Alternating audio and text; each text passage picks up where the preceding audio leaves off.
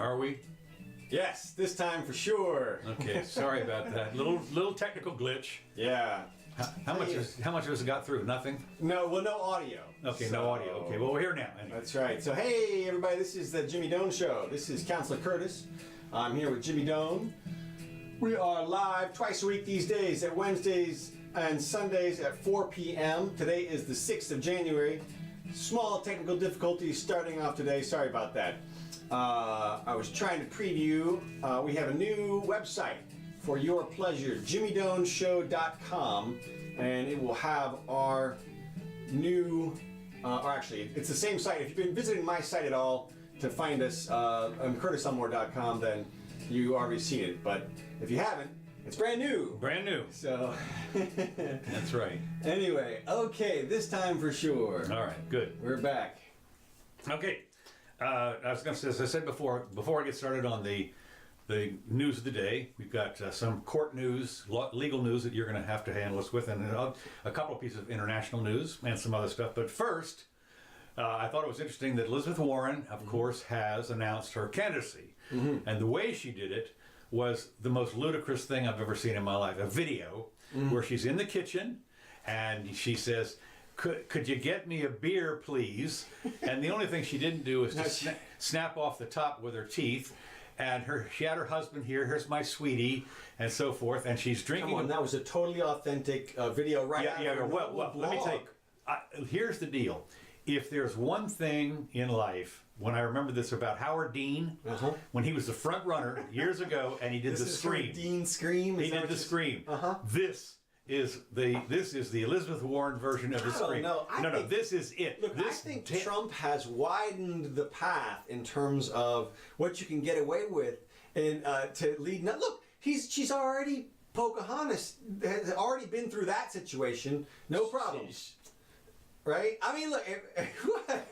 No problem? Well, she did. It's not letting her slow her down. Well, well, of course, that's because these people have no shame. We know that. Well, they have no shame. It's also because the truth is she does speak in favor of Indian rights issues as she sees them, and I mean the activist tribe people do like her. You know, they.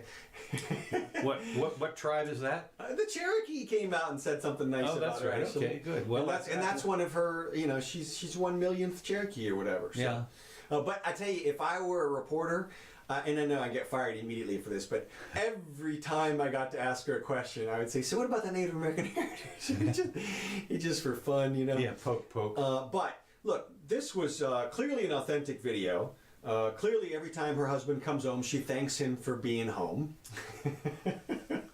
Shoot me! And that's kind of funny. Yeah, I know it's right. Yeah, no, as I say, I likened this to the Howard Dean scream, but you know, you may be right, maybe it isn't. Maybe. What do you think the over/under is on somebody actually handing her that beer versus her getting it out of a refrigerator right there? It's a beer. She drank it out of a bottle. This is no. What I'm getting at is, well, she made it sound like, oh, I'm just going to my cooler in the man cave and getting a beer, versus there's what I see is a bunch of production people right behind the scenes. Oh yeah, and somebody handed her the beer. Oh yeah. Well, it's the same kind of thing here. It's the same thing that they do in reality TV. You know, when they have the survivors and they're all in. And I'm thinking, wait a minute, there's 20 cameras around there, and you can't get a sandwich from one of the camera guy. Give me a break. So anyway, okay. Little international news first. This is trivial stuff. Cuba celebrates 60 years of revolution, and I thought this was great. Cuba. Yes. Cuba. Yes. You know, and I'm sorry for putting you in front of Che Guevara last time. This time, okay, good. Take us to a nice, beach part or something good here. So, oops. Oh, thanks a lot. Oh, I think you're in Guantanamo there. I see. Well, that's Cuba. Yeah, exactly. So, okay, no problem. Okay. I don't mind. I see you're on the beach. Okay. Anyway, it says, of course, the big celebration, as if Cuba has come a long way, and really since the revolution, since what's his name was down there, the other dictator, and it was a gambling paradise and whatever and so forth and so on. But we've seen obviously the country go down pretty much, and I think anybody will tell you, it's pretty much gone downhill. Well, once again, the U.S. government seems to take the course of confrontation with Cuba. This is what the new premier's guy says, whoever's running the place down there Isn't now. it Castro's brother? Is it? Rafael Castro? I think that, no, President Miguel Diaz-Canel, 58, the first president since 1976 who is not a Castro.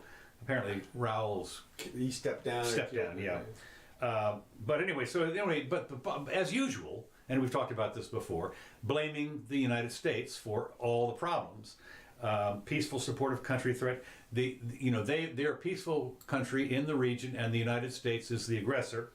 Increasingly, senior officials of the Trump administration, with the complicity of some lackeys, disseminate new falsehoods and once again seek to blame Cuba for all the ills of the region. Well, okay.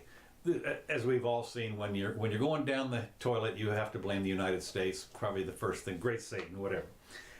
Speaking, however, on the other side, just not too far away from Cuba, is Brazil. Brazil. Take us to a nice location in Brazil. Good deal. And here we go. Kablamo.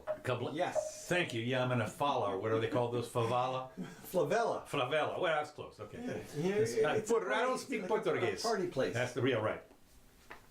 The new Brazilian leader, Bolsonaro, targets crime, left-wing ideology, which is interesting. I mean, he's a Trump clone almost, this guy. In a way, that's what they're saying. Yeah, Okay. well, it's... Brazil's new far-right president, Jair, I guess it is, Bolsonaro, declared a crusade against crime, corruption, left-wing ideology as he took office on Tuesday for a 4-year term at the helm of Latin America's largest nation. Right.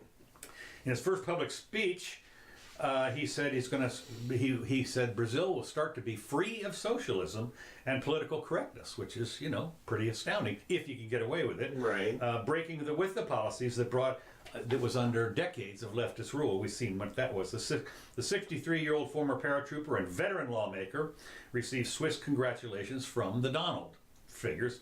Even before being sworn in, Bolsonaro tweeted he would issue a decree easing gun laws and let good citizens own firearms to counter armed criminals. So it's kind of interesting. It's Well, and we talked about this too. This is, of course, where the death squads. He's going to organize his military, and they're going to go raid the favelas, like the one behind you. okay. And they're basically going to shoot to kill anybody with a rifle, and But they're going to let them own guns. well, not rifles. Oh, yeah, okay, not rifles. Okay. I bet. And then now, look, they can say what they want about this guy, and we'll see. From my perspective, the need for government or the need to have less government is always on a sliding scale. Like, there's no absolute in terms of Yeah. yes. So this guy is. I'm a voluntarist or whatever you want to Right. forest. Well, and so am I. But let me tell you something. Like the trail leading up to the touchdown Jesus or whatever they have there, the big guy on the hill. Like dozens of people were robbed the other day. I saw that. Yeah. And that's the kind of stuff that's just replete in Brazil right now. They have hideous law enforcement issues. Okay. So somebody needs to go in there and be Mr. Law Enforcement for them, or they could have a lot better economy. Obviously they could have come a lot further in the last few decades. But They've got everything going for them except an oppressive government, socialist type thing. Yeah, that's right. Well, of course, the other thing is law and order, blah blah blah, so forth and so on. But once again, it can get too big, as it is kind of around here to some extent. Well, yeah. And then who will protect us from the protectors? Well, it can spin out of control super fast when you're going in there with guns, just shooting people up. Yeah. I mean, what could go wrong? Yeah, exactly. Yeah. So, like we said, the real solution, the better solution, is to collapse the criminals' economy by legalizing all the drugs. Right. That supports their economy. That's right. So, clean them out a different way. Clean them out with freedom instead of bullets. Yeah. But and of course, then that's right.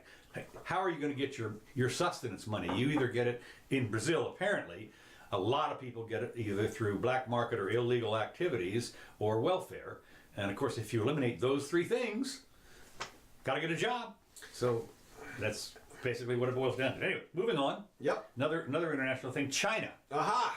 I think we mentioned that they landed something on the Yes, China, the dark side of the moon. I remember dark that. side of the moon. And so we can take us to China and Thank you. I'm on the dark side of the moon. look at that. Well, what I mentioned last time, of course, was how the apparently this little satellite that's on it is what's the size of a small car, I think. Okay. And but it has a light on it, so when they sent the pictures back, of course, what they had to do first of all was to put another satellite up out of the way of not between the Earth and the Moon or on the other side of the Moon. It had to be off to one side in order to relay the signals back to Earth. So they had a picture. It had landed, and of course, it landed at a time when the sun was not shining on the back side of the Moon, which it does. I don't know. Well, you know, when the Earth, I forget exactly what it is, but there's a time when the Moon is between the Earth and the sun, and during those times, the dark side gets lit. Mm-hmm. Okay, so but not now apparently. So yeah, it's obviously when the moon goes into crescent phase. Right. Okay. The more crescent there is, the more the other side is lit. That's right. Oh yeah, and that's right. So in other words, it has what I guess on the dark side it has like what would you say? It's a 14-day night and a 14-day. Well, it's the day? same. It's the same. It's 28. It's the one. Yeah, but it adds up to 28. Oh, 14 days are dark and 28 days are light. No, I mean 14 days are dark and 14 days are night. No. What are you talking about? Every day is day and night. I mean, it takes 28 days for the moon to rotate around the Earth. Right. And so that is its effective rotation in terms of its exposure to sunlight. Right. So. But what we're saying is that that the dark side of the moon is the 14 days that the moon is crescently shaped, and that's when the dark back of the moon is lit, and the other 14 days that when we see the moon and everything, it's not lit. Well, you know, You're right. I know it goes. Yeah, right. But I'm saying that the day is 14 days long and the night is 14 days long, if you want to call it that. That's the way I look at it. Correct me if I'm wrong. Okay, whatever. So anyway, burgeoning space program on Thursday, landing a so-called dark side of the moon. The China administration said that it's opened up a new chapter in human lunar exploration, which of course it has. And so the main thing was that when people, the comments that we talked about last time was that they must be, you know, how are they going to have this light on that they took a picture all the time? They had apparently a little spotlight where they took a picture and so forth and sent it back. But it's going to be interesting when the dark side of the moon is all lit up. They can get some pretty spectacular pictures, it does appear. So anyway, all right, moving closer to home. Okay. House Speaker Nancy Pelosi and Homeland Security Secretary Kirsten Gillibrand, which is a nice Danish name, got into a tense confrontation this week with the California Democrat, that's Nancy, interrupting Neilson's presentation. Now, Neilson is a Republican tout or something in the administration. I thought she was in an argument with the border security person or something. No. She was Nancy was in argument with this Kirsten, and she's the Homeland Security person. Okay. So she's in the administration.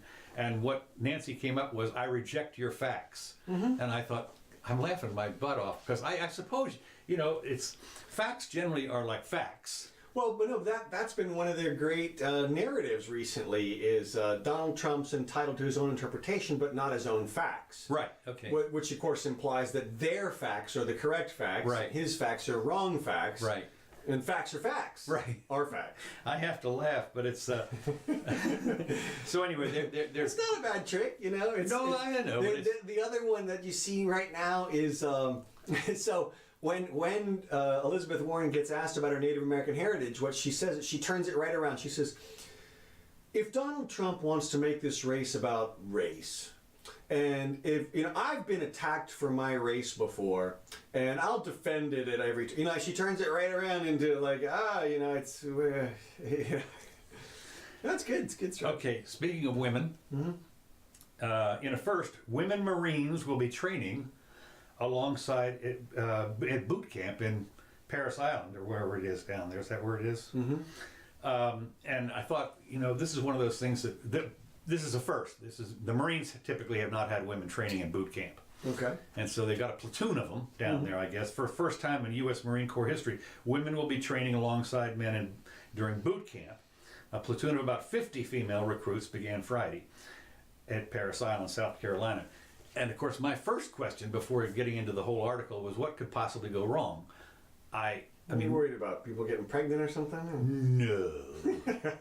You think about it. These people, the guys, are the top of the iceberg of testosterone levels. I mean, these guys are hoorah!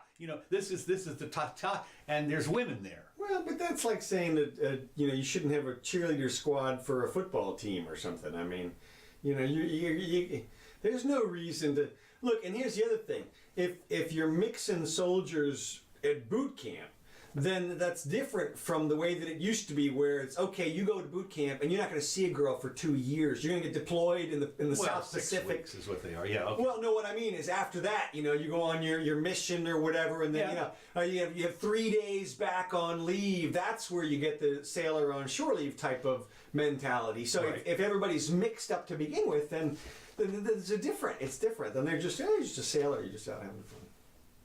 Well, okay. Of course, the way I look at it is they're all going to be in camo. How are you going to tell them apart? Except if one is on top of the other. Yeah. Well, exactly. I mean, my thought is, in terms of trained women in the military. Huh?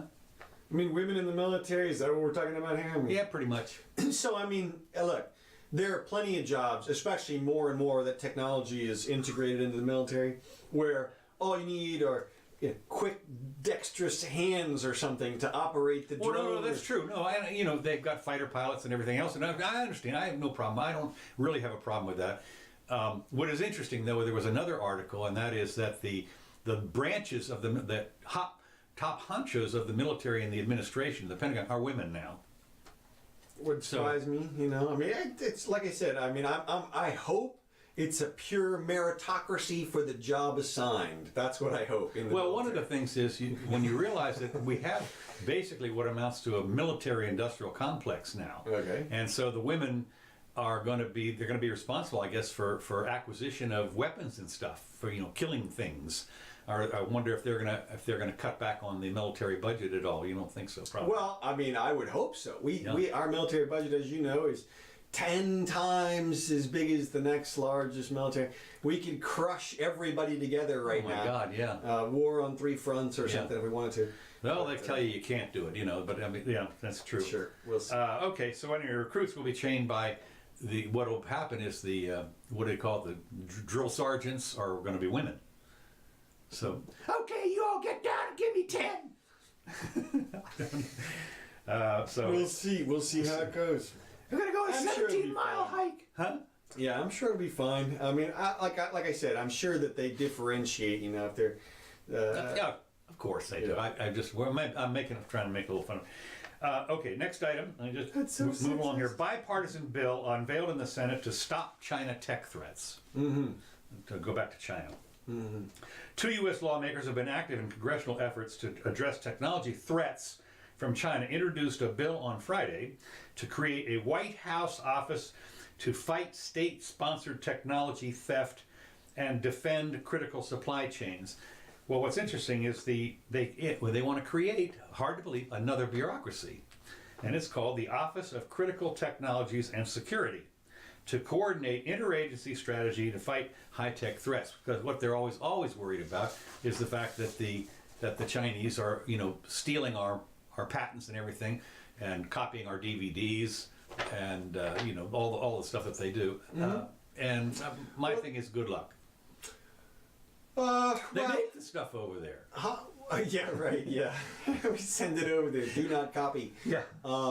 Well, look. 2 things. My thought is, of course, another bureaucracy. But it sounds what it says. It said coordinate intergovernmental activity of other agencies. Mm-hmm. So it doesn't sound like it's so much its own agency as a managerial, supervisory, administrative layer. Right.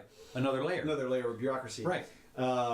Which almost sounds like it would mess things up more in terms of enforcement. Well, I mean, at some point you get bogged down. But as we've said a million times, I mean, copyright, patent, whatever. Too bad. Yeah, deal with it. It's going. Yeah. And deal with it. Okay, now we're getting into some legal stuff. okay. The Supreme Court, the top court, takes up politically charged electoral map disputes. Now, this has to do with two, Ohio and North Carolina, I believe, are the two. And these are two states that are gerrymandered to beat the band. Okay.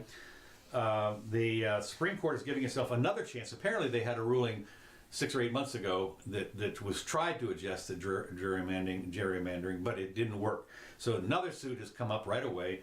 A long-established but often criticized political practice called gerrymandering, which state legislators draw electoral districts with the intent of entrenching their party in power. Well, and the High Court, which failed to resolve the issue last year, they agreed to hear constitutional challenges on maps drawn by Republicans in North Carolina and Democrats in Maryland that have gerrymandered, so that, as one wag says, the election's over before it starts because of the gerrymander. Well, there's one thing that I always wonder, the Supreme Court ostensibly is not supposed to monkey with political items in the state. In other words, the states get to do their own politics. They get to decide who goes to the Congress and so forth. And so why is the Supreme Court going to go in there? Well, with this guy, the people that are challenging this say the disadvantaged Democratic candidates in violation of the constitutional guarantee of equal protection under the law. So apparently that's what they're going to hang their hat on.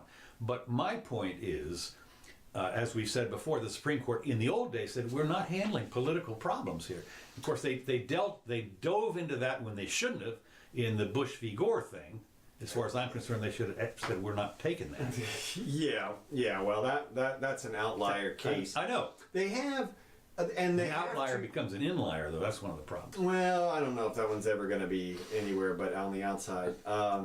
But the court has weighed in on jurisdictional map drawing several times, and most recently, I think, and I'm just guessing here, but my guess is that this precipitates from their recent ruling wherein they reinterpreted the federal law which required or allowed states and jurisdictions to gerrymander in order to correct issues of the past. Right. Yes, And I forgot about that. Yeah, and so my guess is that this is they're sort of trying to re-neutralize the entire field and basically say, look, at this point everybody's on their own. At least that's what I'm hoping. They're sort of. Well, what's interesting is, of course, the previous gerrymandering was because of race, Right. which was the government decided to take a handle on that. I mean, Right. they did that. Right. Well, but the point is that the Democrats, quote, and Republicans are not protected groups. If you're of color, you're a protected group. Right. And so we can rule on that. But if you're Democrats or Republicans, those aren't protected groups. Well, and they didn't. I mean, they claimed to be shaping the districts in favor of the races, not in favor of any political classes. They've said political. That's the whole point. They've said it already. They said here they call it partisan gerrymandering. Well, partisan means by whether you're Democrat or. Predominantly turns out to be that way. I'm pretty sure. I don't. No, they have computer things that talk to you about how people vote Democrat or Republican in these various, and they've done it here in Florida. Right. I mean, that's why we've had a Republican House and Senate here in Florida for God knows how long. Because it is. Well, they have made the district. Hopefully, they're getting rid of the whole practice of it. I mean, it should. Well, be they have a couple of states freaking have done it. round spot, basically. You know. Well, you're inside the line. You're in. You're out. You're out. Well, here's the deal, though. If you let's say, for instance, here in Florida, it's not really, but you take a place like, Georgia or Alabama, which are sort of rectangular states, and you just mark off rectangles. Right. Okay, all well and good, but you can bet your bottom dollar that the race people are going to be screaming bloody murder all of a sudden because there's, they're going to say that no, you've taken away our right to vote. I mean, right. It's going to go right back again. It's a perpetual, it's a never-ending, it's an NP problem, can't be solved, and that is, it's the difference between the inclusion and exclusion. Right. I mean, at some point, how do you monkey with it or do you leave it alone? And so I suppose this is a boon for lawyers and everybody that wants to go in the front of the Supreme Court. But as far as I'm concerned, political decisions the Supreme Court should not bother to take these up. Well, here's the problem: they got into it, okay, and now they're stuck. Well, they're just barely in it, though. I think they're just at the edge. I mean, these districts got way out of hand, and the Supreme Court didn't do anything for a long time. Well, there's some truth to that. I mean, but that's a state problem. That's a state problem. The fact is that you get your people together, and are they? And you what you do is you put together a constitutional amendment like you do here in Florida. Right. And you say, no, you can't do that anymore. Right. The people can override. Well, maybe these cases came up through the state courts. I don't know. I mean, it could have been a state. Oh, no, in fact, there was one. Yeah, there was. That's right. Let me just see here. Republicans, critics, gerrymandering, so forth. A lower court sided with the Democrat voters in North Carolina. It started as a state issue, right, and then they took it to the lower court. And that makes sense because whenever they're invoking constitutional, like they said, equal protection under the law 14th, that's a federal issue. I understand that, but my thinking is the equal protection doesn't apply here. It's my thinking. So that's the ruling from the bench. Now, what's interesting, the Supreme Court is also going to hear a court challenge on a ban on profane remarks. Yeah. Okay. Profane trademarks. Right, trademarks, right. I'm sorry, profane trademarks, right, I'm sorry. The U.S. Supreme Court on Friday agreed to decide whether a federal law that blocks trademarks for brand names or logos bearing profane words or sexual imagery violates free speech rights in a brand called Fucked, F-U-C-T. Yeah, well, I love the other one, which was Phokeen. Yeah, right. P-H-O-K-I-N-E-E-N-E. Yeah, right. Phokeen good yogurt. Yeah, something. From Keen. At issue is a provision of the U.S. trademark law that lets trademark office deny requests for trademarks on immoral or scandalous words and symbols. And of course, this is the old, I'll know it when I see it. Yeah, it's ridiculous to have a standard. Look, we all agree on which phonemes are offensive. And they're just little markers that we use to say, hey, what I'm about to say is important, or I'm angry, I'm about to say this, or something. So there's a profanity in there. But as adults, there's no impact. There's nothing. It's not anymore. Sticks and stones, kind of. There's nothing there. So to have a government agency have the ability to ban the word is like the Ministry of Phonetic arrangements. I'll tell you, of course, they have the French language ministry, which is one. I know, but this is even another level. This is going business. Not only can you not say it or whatever, or we're going to condemn you in French or whatever, but we're not going to let you put it on your business. Well, not only that, what is interesting, of course, you see all over YouTube, one of the fun things you do is to go to China or someplace and they take pictures all the time of all the signs, which are patently offensive to us, I suppose. But when you look at, when I was in Sweden, for instance, I could say American curse words all day long and nobody said a word. Yeah, exactly. But boy, I'll tell you, I remember the first time I said a Swedish curse word, people, whoa, wait a minute, shut up. And I'm thinking, to me, it meant nothing. Exactly. It meant zero. It was just a bunch of syllables. What everybody should recognize. These are agreed upon sounds, and so get over it. And trademark in and of itself is spurious. I can understand it in the old days, but these days it's so easy to check and see, is this an authentic item or something? And well, they had some bans and so forth, but because for years in England the word bloody. Oh yeah, you still is. You didn't say that. Yeah, I think that's effing basically. Yeah, right.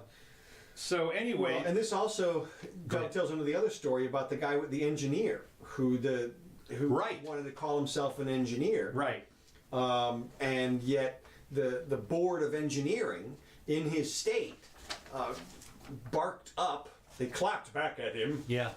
Because he was testifying in court about stuff that anybody would be able to testify about, Right. which is a stoplight. But of course, he was a little bit acting as an expert, but they didn't like that. No. Well, not only that, of course, he was an engineer. Right. He right. just wasn't a traffic engineer. Well, not only that, but he wasn't licensed in that state as okay. that type of engineer. That's what it all comes down to. This all comes back to licensing. Licensing, right. And their ability to control the language. If they can control the language, then they can say who is an engineer. But Right. fortunately, this court sided with the guy and said, Yeah. no. Get over it. Yeah, I know. They were trying to fine him $500 because of because he described himself as an engineer. Right. And they Like, what's he supposed to say? yeah, what? I'm a guy with a degree in engineering. But I'm not an engineer. Right. Well, not in this state. You're not. By God, that's right. You know? So anyway, they got. It was interesting. In the phrase "I am an engineer" in his letter was enough to create violations. That's what alerted the Oregon board or whatever it was that they had used the word "I'm an engineer" when they looked in the little thing here and said, "No, you're not one of the approved engineers." Flagged. Yeah, flag. That's right. Unbelievable. So the ruling means that thousands of engineers now can call themselves engineers. Well, and also all other types of things. You know, you can say I'm a doctor, Right. Licensed in this state or something. You know, or whatever. Well, that'll be interesting. Because, Well, it can be. It's any word. I mean, I think they're recognizing the look. but I mean, but here's the deal. you can't say you're professional or whatever, or Okay, but working as. Go ahead. But I mean, you can put on those wooden masks with the feathers and the things, and I'm a doctor. I can cure you. Come on in. That's right. Sit down in the canoe. That's it. I'll show you what it's like. That's right. So, but that I thought was interesting. That the guy's actually Swedish. I can tell from his name. Apparently he's an electrical engineer in Sweden. I don't think he's in Oregon. That was part of the deal. Right. But anyway, Oregon. They love it when you say Oregon. If you say Oregon, that's even better. They love that even more. really? Yeah, I'll bet. They hate that. Oregonski. Yeah, they're like super Oregonians. Oregonians are super sensitive. Origamians. That's right. Origamians. So anyway, that's good. So now, I'm speaking trolling my Oregon friends right now. Yeah, that's right. I'm from Origami. From Oregon. So anyway, the U.S. warns. Let me just see here. No, that's not it. The Democrats are livid over some. Speaking of More profane language stuff, right? The first thing that this girl did, party leaders said she came in. This was the second day of the new Congress. Representative Rashida Tlaib of Michigan told a crowd of progressive optimists that she was going to impeach the motherfucker. Yeah. And what was interesting was, if you see the video of that, the crowd went wild. Well, they loved it. It was in front of Mother Jones or one of the other MoveOn.org or one of those lefty type things. And here she hollers this out, and of course she was at a bar. I know, but it was obviously right. I understand that. And of course, somebody has already drawn up. So one of the representatives already drawn up, articles. Although, as Nancy said, you got to actually have something in there. You can't just say we want to impeach. You have to describe what An allegation. Yeah, an allegation, right? So they're putting those people down. But again, it's red meat for the for the followers. But I just think it's kind of interesting that the blowback was even from the Democrats. We don't talk like that. Well, every time one of the other parties says the other party was livid at this or that, I have to question, look, who wrote the article? This is just somebody's opinion about their other side. Oh, yeah, like they say, I heard Republicans are incensed that AOC had a dancing video. It's like, what? It's a pretty good video. It was a great video. I'm telling you. It's great. They said what was interesting was the blowback was, hey, she's looking pretty good. She's for a great. college. Hey, good job. Good job. Yeah, I mean that is not exactly a slam on her. At all. I know, but the whole point. But then the slam, or how it was pitched in the media was, this video was leaked by an adversary, a Republican, a dirty Republican, trying to discredit her because, yeah, I know. But this is the same kind of thing, like when they say the Democrats are livid about this woman cursing, like, I don't think so. No. They have no problem with it. And I think it's good. I think, look, I would hope, and it's not going to happen.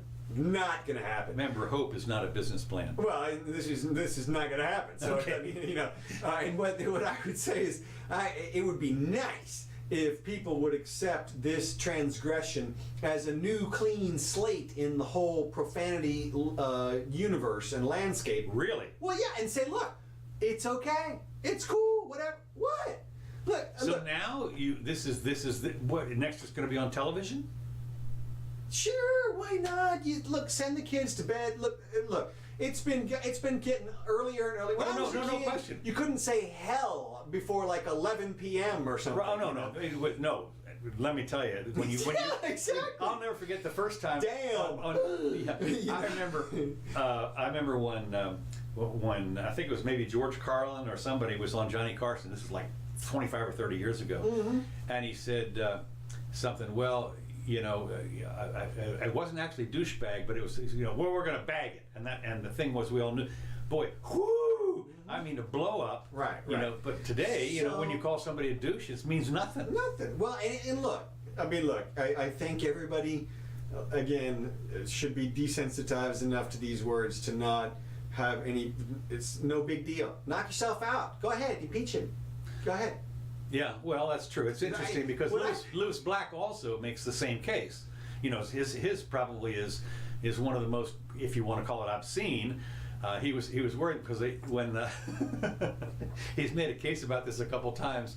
He was actually invited to give the not the State of the Union, the correspondence humor speech years ago, and he says, have you seen my act? When they called him up, and they still want. So he said he spent like 3-4 months on this to clean it up. Right. And of course, he also talked one of the funniest. Well, that's what Michelle Wolf did too. Or no, she didn't. Yeah, hello.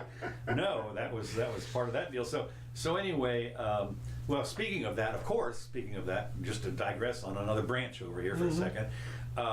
What's his name? Who's the guy that they kicked off? Louis C.K.? No. Louis C.K. is back in spades. Yeah, no. Who are you talking? It was the Kevin Hart. Oh, right, yeah. And so Ellen DeGeneres, yes, of all people, came up and said, "Hey, put him back. He's cool. He's cool. This is not a big deal." So it remains to be seen, because what has happened, obviously, is that a bunch of the people that they went and re-invited, or invited the second and third, fourth tier people, said, "No, not me. I'm not getting up there." There were people that turned the people down. Yeah, it's a little bit of a toxic gig, right? But I still think it's in high demand, and hopefully Kevin will do it. I mean, he's hilarious. Right? No. There's no question. And of course, this was dozen-year-old tweets. Right. That's the thing. He's not a bad guy. No, of course not. But I understand whatever they're pissed off. They're allowed to be. You're allowed to not like him if you don't like him. Yeah. Well, okay. Next item I've got here, and unfortunately these are in no particular order. The Democratic Senator Kirsten Gillibrand, whatever, engages Wall Street executives' interest in backing her 2020 presidential run. So she wants to run. But what's interesting is the first thing that the Democrats say, we're getting the money out of politics. Okay, what's the first thing she does before she's even running? She calls up the Wall Street hedge fund people, the billionaires, and says, "Will you back me?" I mean, I'm sitting here thinking, this is 2 years before anything's going to happen, and you're sitting there asking for money from billionaires when we're going to get the money out of politics. It's just, to me, I'm laughing. Anybody who dares to say that they're going to get the money out of politics, my question is how much, and from where? Well, and what they always say is they're going to get it out of the campaign. And well, they're not going to get it out of the spending. And if you're not going to get it out of the spending, then you're not getting money out of politics. You can take all the money out of the campaigns, all of it, and have no money in the campaigns, and it would still be a brutal, cutthroat, money-wasting boondoggle up in Washington. And it would probably be worse. Well, no. Here's the deal. There's two things to consider here. One is, of course, the Bernie solution is and Nader's total public finance, and you get no money. Yeah. Or maybe you match $1 if the contribution is less. It doesn't even make sense though, because no, of course it doesn't. Right. No, because how do you allocate it? Well, I mean, everybody. I can start running. I want my share. Well, and not only that, but then there's the whole PAC concept. Right. I did an ad. Oh, I did an ad for, it was for me. Oh, it looked like it was an ad for so and so. Really? Yeah. That's weird. Yeah. It was an ad for me. I mean, how do you police it? You can't. Well, one of the things that is a rule is when there's $4 trillion going through Washington. Right. If you think for 2 seconds that you're not going to get your guy in there one way or the other, and of course you have battling guys, some that are want to eliminate the corn subsidies, and others that want to subsidize the oil industry or whatever it is. Who knows what it is? But they're going to get money no matter what. Some way you can pass if you contribute Sure, to a and candidate, and it's a killing. We come and shoot you. Well, if you think for 2 seconds the money's not going to get in there, you're crazy. Look, and it's like Trump said, you donate to both sides. Yeah, right. So why not? Yeah, that's right. I still want him to pick up the phone, whoever it is. That's it. Yeah, no, that's true, and of course he did that. So anyway, but I just thought it was interesting that right away a lot of people don't realize this. Bill Clinton was literally unknown until a year from now. Well, he's governor of Arkansas. No, but he was so was Jimmy Carter. I mean, Arkansas. I mean, he wasn't that? like Reagan. Who was governor That's of California. a county in Texas, I think. Arkansas. He's from Arkansas, Texas. I don't know what the hell's going on. No, the fact is that he got into the race in January before the election. Was it January? Yeah, Okay. roughly January. But the point is, it wasn't this January. It was next January. In 19. It was late. I remember that. Well, no, it wasn't that late. It was normal. That's when everybody was getting in, pretty much. There were 7. I called them the 7 dwarfs. I remember what happened, and there were 7 of them running at the time. And but basically, maybe a couple of them got in, a couple of months before, but nobody got in this early. Mm-hmm. I mean, nobody. So well, it's moved back. Oh yeah, totally. It's as we said before. I mean, I said this last time was that in 2012 when the election was, I said the election for 2016 started the next day after the whenever it was, the 8th or the 9th or whatever. So anyway, it's just interesting.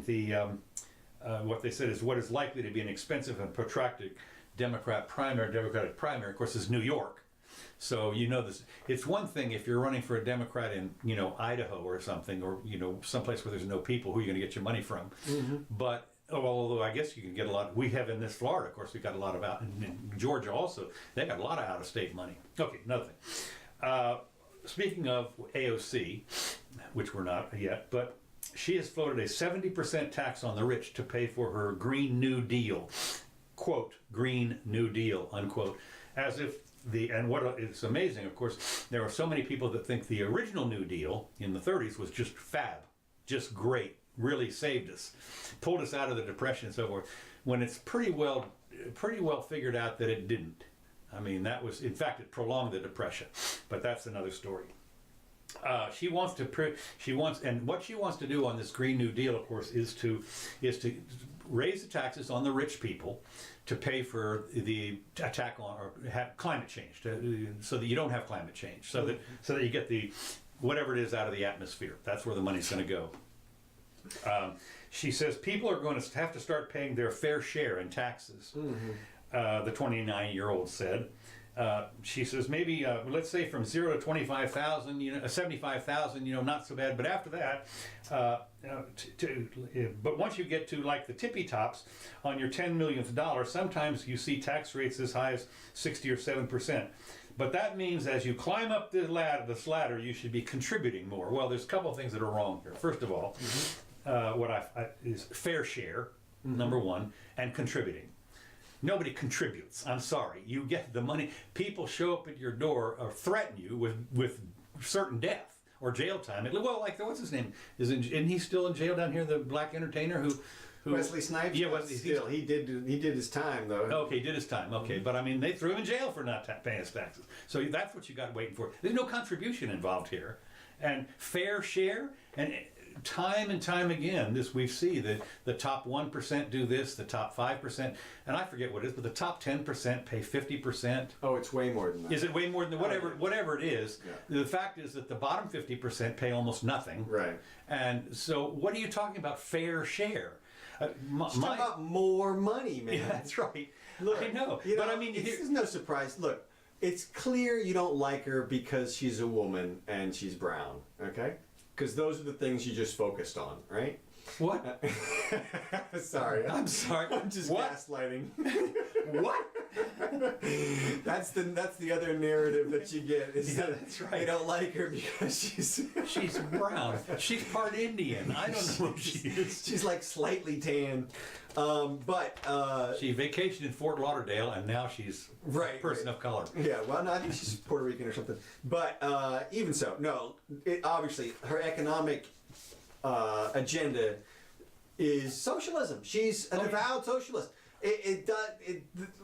I am shocked that she didn't go ahead and put forth the 91%. She held back by Right. saying 70. Yeah. She pointed out FDR had the 91% and the economy was gangbusters. That's everybody. Oh on the no! left. Let me tell you, it was 91% during Eisenhower. Up until Reagan, I know. Well, no. Until, Reagan- no. Until Okay. Kennedy. Kennedy started to bring them down.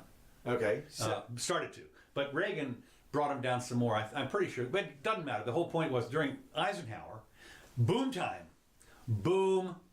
in the United States. Okay. The top marginal rate was still 91%. so there you go. So how do you argue with that? Easy. Nobody paid it. Well, but people said what? So you can write off your mortgages, your property depreciation, Lots of stuff. and you could get your money out of your business first and not even have an income, so to Yeah. speak. But it still sounds good, 91%, man. So why didn't she go back to that?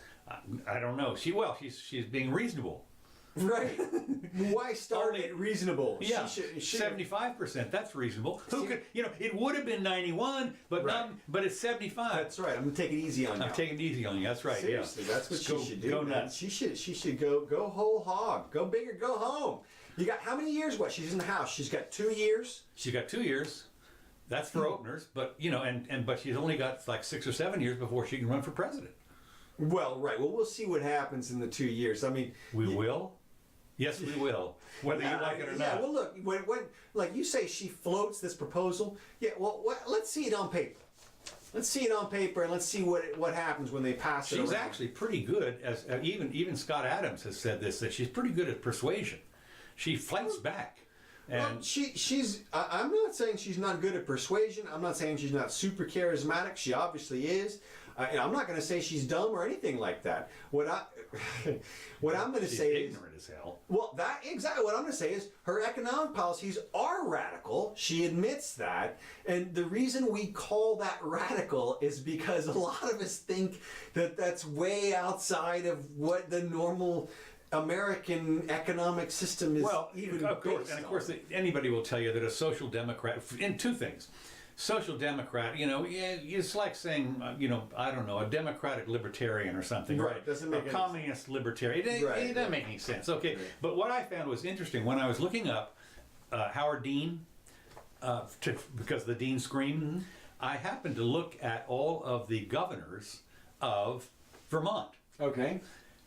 For the first 100 years, most of them were democratic socialists.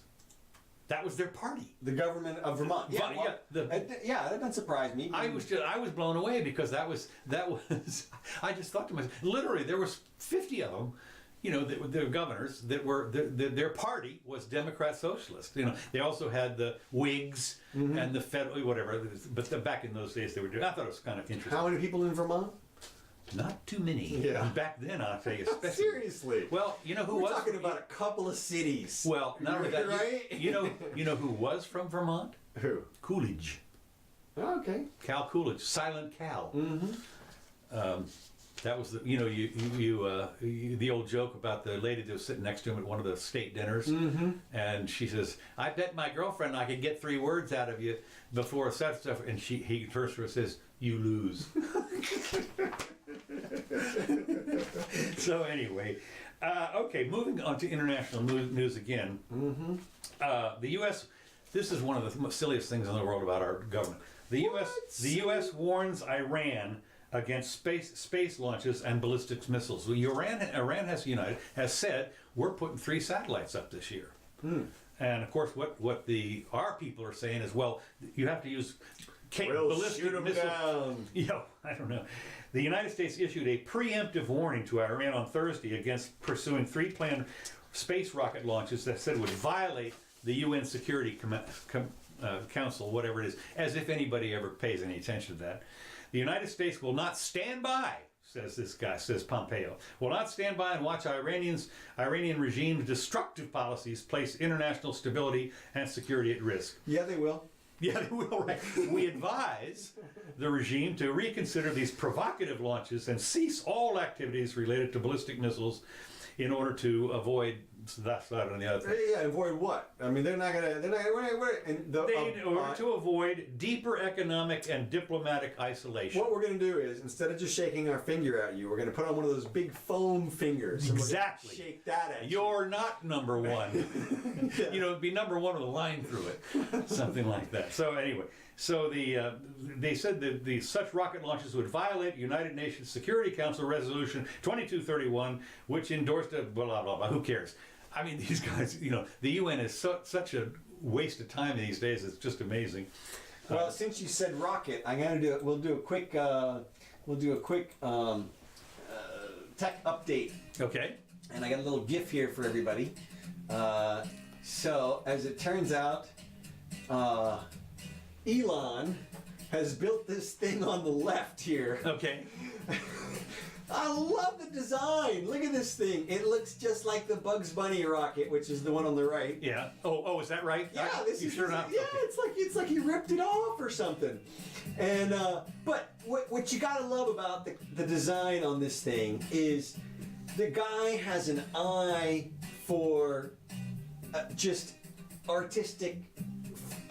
He's got a flair. Look at that thing. It's beautiful. Yeah, it is. I mean, it doesn't look like a Saturn V, which had stuff sticking all off of it. Like, we're just going to make this thing work, no matter what. Yeah.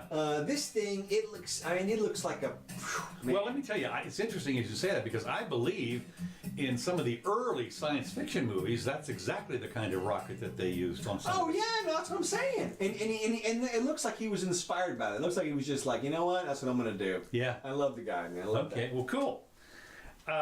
Okay, next trivial item.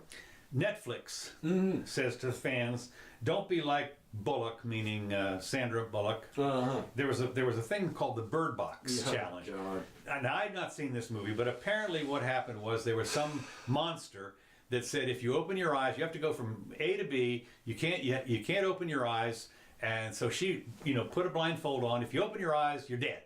Right. You are dead. So has all these people going through, all of the movie is all about stumbling through whatever it is, I guess. I have not seen it. But apparently, just like the Pokemon stuff that people were doing, 2 years ago, which kind of faded out. You remember that? That was, yeah. Well, I'll tell you. I'm kidding. Okay, well, that was funny because I remember people were wandering out into traffic. Right, you had one out in front of your yard. I had one in my yard. I did. I was on my phone. I'm bumping into a tree. Right. Anyway, but the whole point is, I think they're still out there. The whole point is, they said, don't do this because you can. You might wander into traffic or something like that. Wait a minute. This is the lawyer disclaimer to beat the band. I understand that. Okay. But what I'm laughing at is, of course, you're right. We're not advocating. Please don't do this. This is somebody like me ran into the freaking head office and said, listen, Yeah, right. okay, you can't put out a movie with a bunch of people doing this stuff because there'll be a challenge and people will blindfold themselves and walk all over the place. Well, these are the people in the traffic. I'll tell you who the people are that are doing this. These are the ones that survived the Tide Pod eating. Right, the Tide Pod, and also the Drake Challenge, which is, you're driving along in your car, you get out of your car. You saw a couple of those, didn't you? Oh, No, tell me. There's a video this guy made named Drake, and the video is filmed from like the passenger side of a car, and you're looking at the driver's side, and the driver's side door is open, and there's no driver in the driver's seat. He's outside of the car, walking alongside the car as the car rolls at walking speed, and he's singing. That's the video. Okay, so the challenge is get in your car, start it driving, get out of your car, have somebody or your camera video you as you walk side. And what happens is people are hitting poles and stuff, and other cars, and they're falling down and getting run over by their own car, or whatever it is. So So you know how that goes. Yeah, I do know. I know exactly how that goes. Okay. So this challenge, yes. So they survived those 2 challenges, only to die in the bird box challenge. Nice. But yes, so they issued a disclaimer at Netflix. Please do not engage. We are not encouraging this. You do not win a prize. There is no extra anything. Yeah. Well, it is like you say. This is the law. It is interesting when you have to read the warnings on almost anything. It was one of the things you do get to see, which I think is fascinating. You will see an ad in a magazine for a particular something. Ask your doctor about this prescription drug. On the other side is a full page, minuscule, complete disclaimer, obviously drawn. I mean, it's 1,000, 2,000, 3,000 words about what to look at, and certain death could have $3,000 to draw that thing up. I know, but I mean, but it costs $1,000 or $2,000 a page to print it. Yeah. I mean, the magazine doesn't care. Mm-hmm. So the federal agencies are directed to hold off on shutdown raises. Aha. Apparently, did not know this, but apparently, with the shutdown, there's some automatic raises that were supposed to kick in to the elite of the elites. That is to say, the vice president, cabinet members, right, and so forth. Federal agencies have been directed to hold off enacting pay raises for top administration officials during a government shutdown that has left hundreds of thousands of federal workers without pay. So apparently, what happened was, the fact that the pay raises were supposed to go into effect, a couple of weeks ago or something like that, but because it looked bad or something, they said, maybe let's hold off on those. So these are the guys that are getting, $200,000-300,000 at least, and you're going to have to stave off.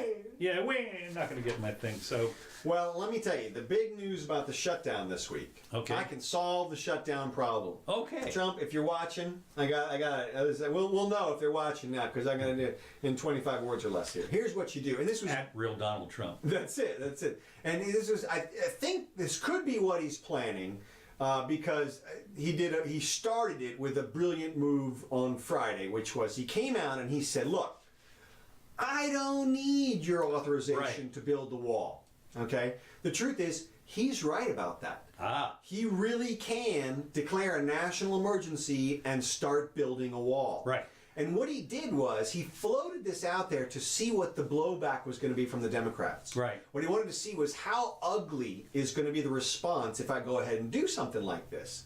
And I think he's already gotten his answer. We'll know for sure by tomorrow, because by tomorrow, this is a brilliant move. What he's going to get is he's going to get legal advice from like 47 different attorneys on all sides of the issue on the shows over the next couple of days. Right. He gets Dershowitz to weigh in. They'll have every legal expert they can find. Have you seen any shows this morning? I have not. I have not. But I'll bet you. Yeah. We'll have to go back. I guarantee you there's going to be legal experts all over the place commenting on the legality of this act. And if the majority of them if none of them come back, and they won't, and say anything like, if Trump does this, he'll be endangering his presidency or his family or something like that. And they can't say that. And when they don't say that, and he feels comfortable enough, what he should do, if I were him, I would say, you know what? I'm building the wall anyway. I was elected to build the wall. I'm doing it. National emergency. Troops, get down there, start building. I'd send the cameras down there. Then I would say, Democrats, come on in here with whatever crappy proposal you want to do. I'll sign it right now. We'll get this over with. You don't have to fund any damn thing. And then you take credit for ending the shutdown and starting the wall in the same freaking day. What will be interesting, of course, will be to see Ann Coulter's response, because right now she has gone anti-Trump. Well, it was interesting. She was talking the other day. I saw her. She said that Trump had unfollowed her Is that right? No way. That's hilarious. That is hilarious. Well, if she gets blocked, then we'll know. No, I know that. He's unfollowed her, Right. And the other guy, that's Mark Simone or whatever, she was talking to. She talks to him every Monday or something, and he said, well, he's got other Twitter accounts that people follow. That Right. So that he'll follow her from somewhere else. From somewhere else that's not called Trump. Right. Yeah. Well, and so to me, this would be just a home run ball. He doesn't have to do anything. As soon as they started to build anything, cameras would like vultures everywhere. Oh, he's building it. There it is. He could stop in a week. And nobody would even know that, like there'd be one camera guy left after a week in terms of, and he could just say, no, we built what we needed to, and we protected the southern border, and it's over, done, and I win. Yeah. And just an amazing coup. Shoot, was there something else I got to say about that? Coulter and the. He says, of course, this is a win-win for him. That's for sure. I mean, it seems like from what you're saying. Well, he can't lose. I know. I was going to say, look, we'll find out for sure if he's really got the guts, because somebody came out today and said, well, this would be open to a legal challenge. Oh yeah, really? Exactly. Bring it on. Right. This is what he should say: is go ahead, send it up to my boys at the Supreme Court, and we'll see what happens. Well, Supreme Court, but not only that. Legal challenge, go ahead and fight. I'm sending them down there tomorrow. That's right, well, exactly. Tomorrow morning, they're going to be down there. So legal challenge, your brains out. Exactly. It's going to take 2-3 months. 2 months I'll later, have the months done. I'll have it done. Done and done. I mean, and really, there's nothing they could do to stop him. There really isn't. There's no legal thing they could do. Okay, well, that's pretty much all I got. I had one more little item, but we're over time. So, okay. What have you got? Well, I had one light note here, I think. Let's see. One thing I wanted to mention. Did you notice Jill Abramson came out? No. What? The former editor from the New York Times? Yes. Came out and admitted that the New York Times has been totally biased towards Trump. Oh yeah, no, I mean, and she's not like she's a beat reporter. No. She was she was editor or something of something. Exactly. And that's what, like you said, and she's not a Trump supporter either. No. I mean, this is that's a little bit of verification there. Let's see. My little light note. Did you see the King of Malaysia abdicated? No. Anyway, it's a rotating thing. It's left over from the British crown or whatever. They rotate a hereditary takeover of the crown. But he abdicated a few years early in a surprise move. But the great thing was, and why it's a light note, was you should have seen the guy's hat. I mean, he had a hat for the ages. It was like this stripy thing with the. I mean, have a picture of it? Well, yeah, of course I got a picture. Okay. So it'll be up there. Okay. So, so what's so I don't get. Well, I just love to make fun. We make fun of the leaders' hats. They are the league of funny hats. The top leaders all have these fantastic hats. I mean, think about the Pope. And I mean, you go through the list of the people at the top heads of state. Trust me, they're going to have a hat, and this guy had one. So well, what you find, of course, is it's the smallest countries have the biggest hats. I mean, seriously, you go to some little dorky African country, and the guy in there's got this huge monster hat. Well, we'll do maybe we'll do a comparison at some point. So. All right, well, hey, thanks everybody for coming in. I hope some people stuck around. I hope we got, oh yeah, Gene, buddy, Terry, Jody, appreciate it. Sorry about the technical difficulties up front. I will, of course, post a nice time-stamped, subject, organized version on YouTube very soon, an hour or so. This is Kevin MacLeod. Bringing you, this is Whiskey on the Mississippi. We also heard Cold Funk earlier. So these are our free tracks from him. We really appreciate it. So thank you, Dr. MacLeod. And we will see you guys on Wednesday at 4 o'clock, hopefully. So See you soon, and check us out at the new website, jimmydonshow.com, and we'll post a QR code to help you find it. Yeah. Well, You can't type and that then, in. then we have a QR code to donate. Yeah, do we? I don't know. Yeah, well, still on our website, yeah. Okay. So, all right, see you soon.